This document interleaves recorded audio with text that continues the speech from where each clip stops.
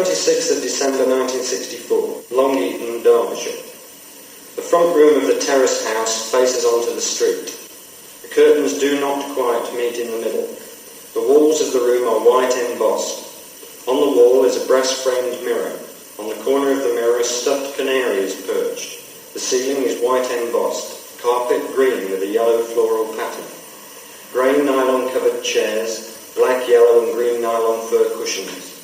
On the wall a pair of brass bellows on which is a side view of a galleon hangs from a hook in the shape of a front view of a galleon.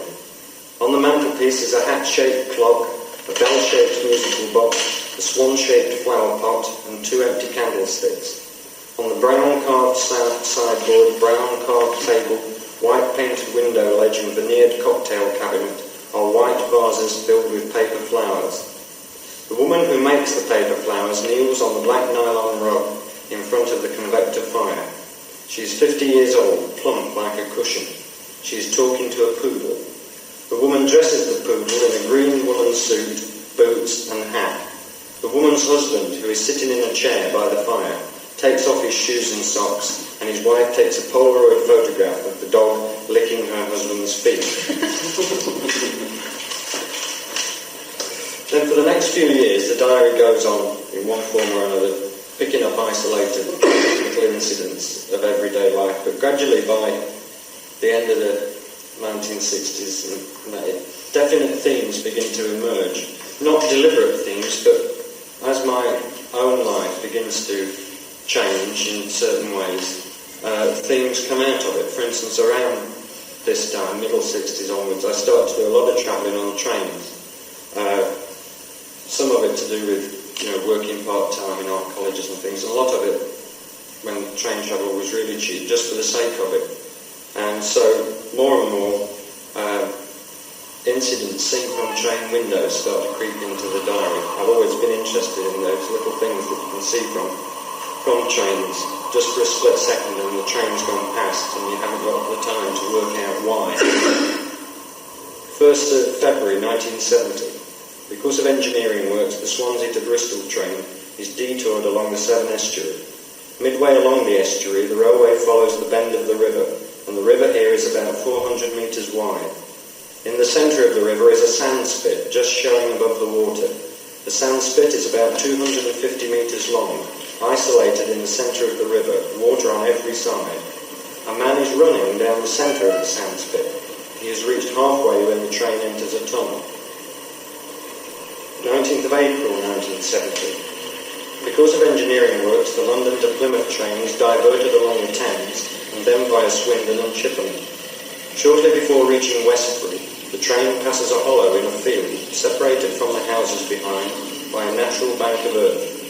In the hollow, about 10 metres from the railway track, stands a man with his trousers and underpants round his ankles and his sweater rolled up under his armpits. He leans backwards, exposing himself. With one hand he massages his stomach, and with the other he waves vigorously at the train. 18th of May 1971. Plymouth to London train north of Castle Carey, 6:50 p.m. In a field surrounded on all four sides by a hedge is parked a Ford estate wagon. Standing with their backs to the car are two old men. They are casting fishing lines into the middle of the field.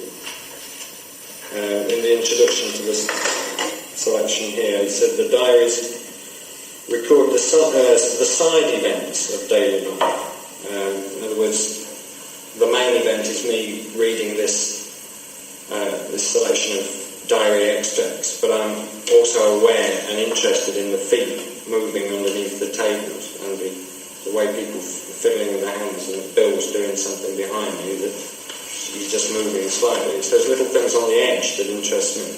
So it records those and sometimes comments on them. And, by turns they might be mundane, curious, bleak, erotic, tender, vicious, cunning, stupid, etc., etc. 27th of January 1973, Queen's Park Rangers football ground, Loftus Road, London West 12.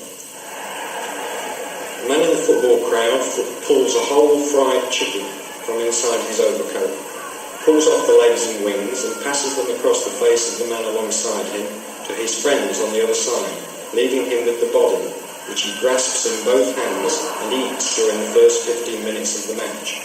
The first goal comes unexpectedly in the 15th minute, and he throws his arms up. The chicken carcass flies into the air, half-chewed flesh and skin shoot out of his mouth. A lot of the elements of the diary are determined by the place where I actually live, which is in Smithfield Market in the actual city. And this is a place where activity goes on 24 hours round the clock for 5 days and then just dies a death at the weekend. And in the actual city, in this square mile, there are very few facilities, very few shops, and lots of the pubs don't stay open, things like this. And if you want a doctor, then you really are in a mess because there's only one. And he's my doctor, and I've got no choice. And there's no way that I would ever visit a doctor like this, except that he is the one I have to go to. So on the 9th of February 1973, I pay a visit to the doctors. The surgery is held in the local medical mission. A poster immediately inside the door says, "What think ye of Christ?" There is no receptionist, just a dimly lit hall with a circle of decrepit chairs, on a few of which sit old ladies chewing their lips. Down the far end of the hall is a pile of old furniture.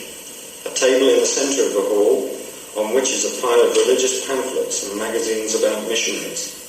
Around the walls are more fading posters. "Come unto me and thou shalt be cleansed. Behold, I come quickly.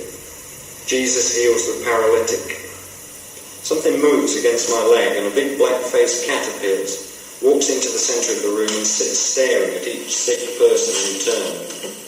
From out of a side room, an old woman limps across the hall, breathing heavily as she carries on her back a large bundle of old clothes, which she dumps on the pile of furniture and then shuffles out through the back door. A nun puts her head round the door and then goes away again. Eventually, a woman in a grey uniform comes down the stairs and takes my medical card.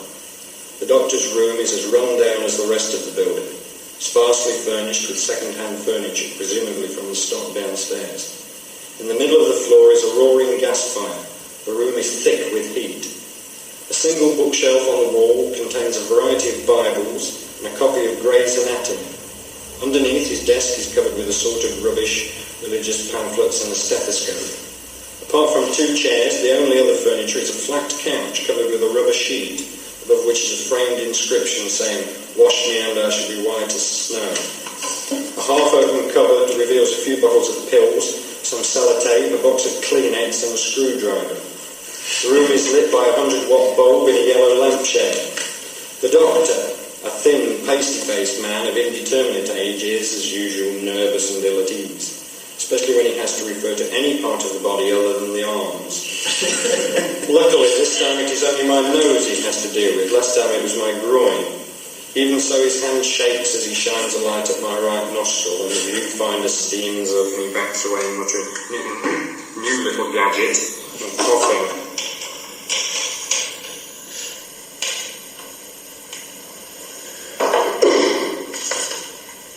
A rare event is when something, this diary looking at these side events, these little things which normally don't get noticed, or at least don't get commented on. And then something happens, like a piece of international news happens right on my doorstep, and my attitude to it is quite different. Again, I tend to react to the side events. So, as I live very close to the Old Bailey, when the car bomb went off, it had a direct effect on me. Like bringing down all the windows in the flat and the pieces of the car landing outside, and me actually tape recording by chance at the moment it went up, so actually recording the explosion and also my reactions to it. Well, they're finishing, Saturday night in Dorset, what a great film.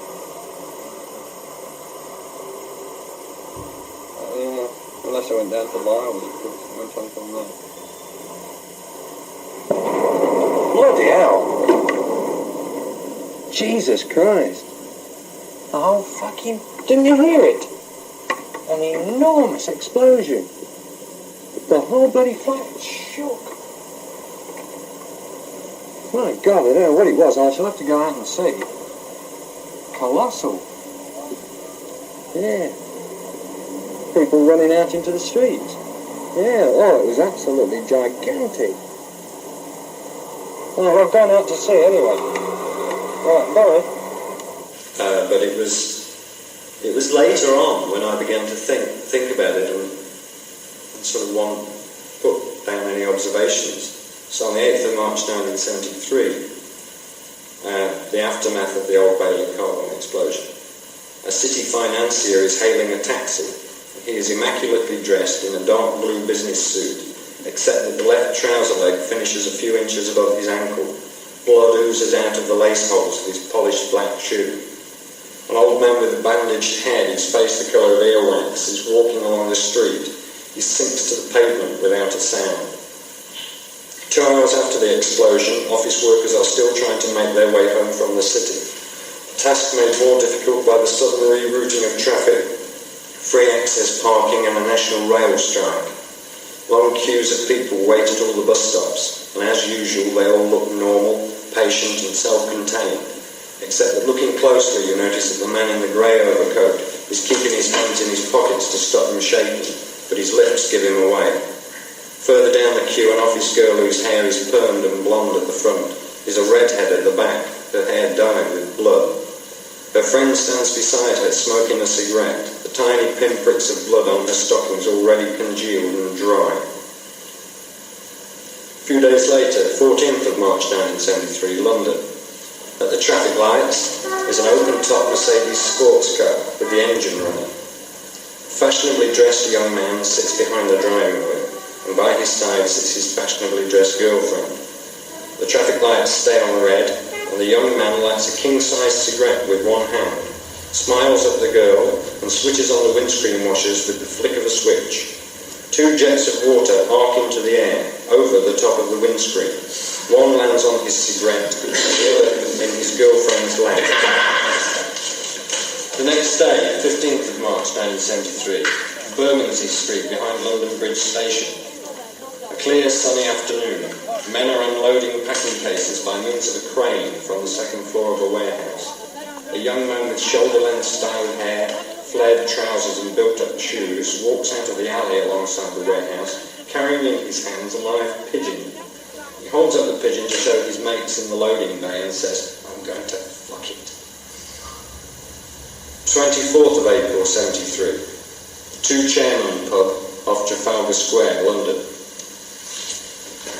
As I walk out from the inside lavatory, a massive Alsatian dog leaps out from the group of people around the bar, its teeth bared and snarling as it goes for my arm.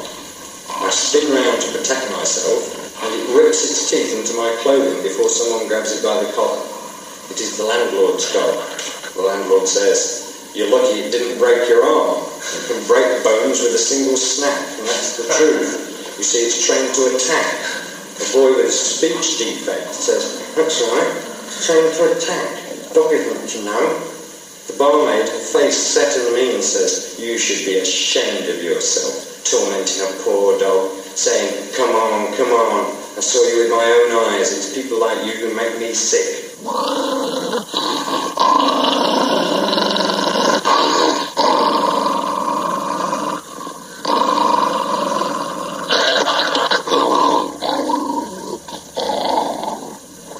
I don't like dogs.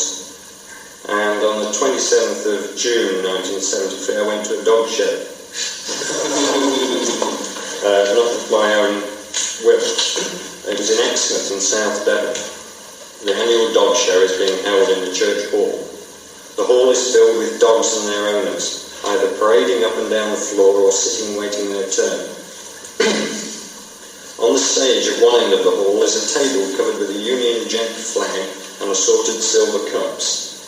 In front of the stage, a bulldog, unable to walk, sits on its rump, slobbering and panting. At the other end of the hall are ladies serving homemade cakes and teas. Occasionally a dog pisses or shits on the floor, and a lady wearing a pince-nez shuffles out with a shovel and a bucket. There is an atmosphere of jealousy and rivalry. Glances are cast over shoulders. Eyes flick up and down other competitors and their animals. A whippet trots around the judging arena. led by its owner, a big fat man in a lightweight summer suit who jogs alongside in his polished boots. The fancy dress has only one entrant, a border collie dressed in tennis sweater and shorts and gripping a tennis racket between its teeth. The dog is led by its owner, an unsmiling youth with a nervous tick. As he collects his inevitable prize, the other dog owners applaud, and all the dogs bark in unison.